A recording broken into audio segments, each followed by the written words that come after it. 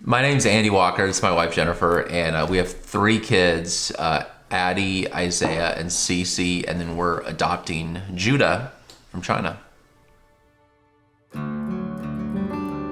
So we first felt called to adoption back in the summer of 2017. Yeah. For me, it was over several months and time, and I felt like I was ready to, but your calling for adoption came separately. Yeah, like our kids were playing outside with some other kids in the church that were adopted kids, and their dad came out, and one of the girls ran up to her dad and just goes, "Daddy!"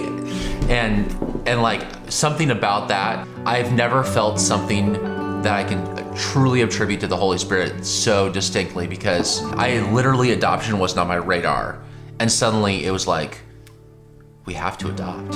Oh my gosh, we have to adopt. Judah is 6.5 now.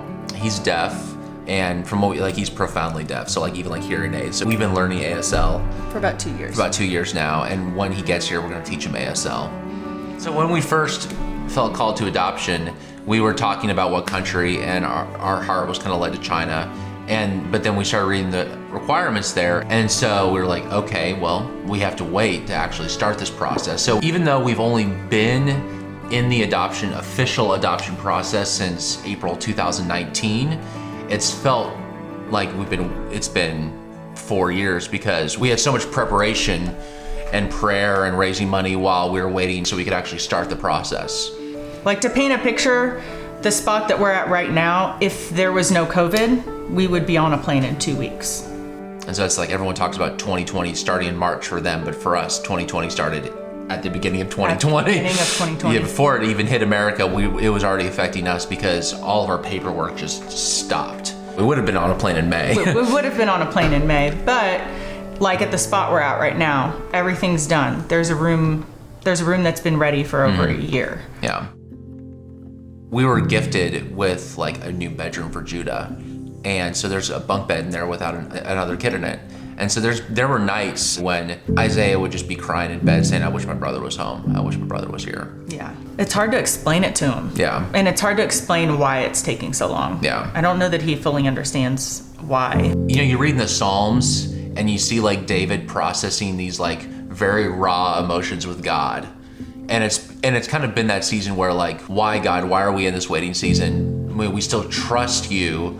What you call us to, you will complete, but why has it happened like this? We don't really know what that reason is yet. And we might not ever know a specific reason as to why God does, or why God allows a waiting period in anyone's life. Yeah. But yeah, raw and honest, a lot of anger, a lot of sadness, a lot of Nutella.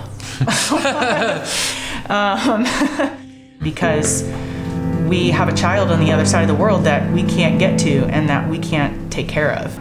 I do rest in the fact, though, that God does know what it's like to be separated from his child. Yeah. So I take a lot of comfort in that. When we first got Judah's file and prayed over him, we were like, this is gonna be our son. At that point, I felt like his dad. It was the choice to love him. But once I made that choice, there was that connection of okay, I'm gonna do whatever I can to make sure we can get him home, because he's my son and I'm his dad.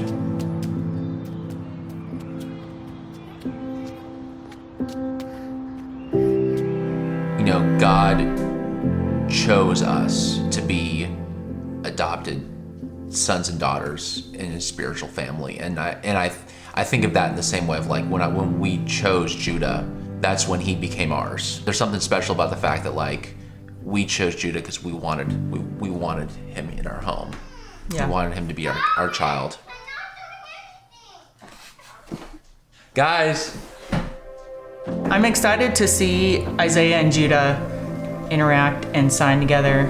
So yeah, excited for that. It's fun. Isaiah will tell his friends, he'll show them signs and be like, "You have to learn sign language so you can talk to my brother," which has been super cute. Really, we've learned a lot about the empathy of God in this season, and I think that's super important as a church, to just come around people that are dealing with this waiting period and just sit with them in the pain and weep with them is super important.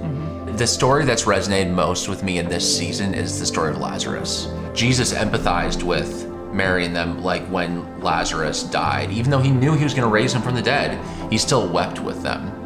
And then he rose from the dead. And so we're kind of waiting for that. We know that what's coming next, he will fulfill and he will be glorified through it.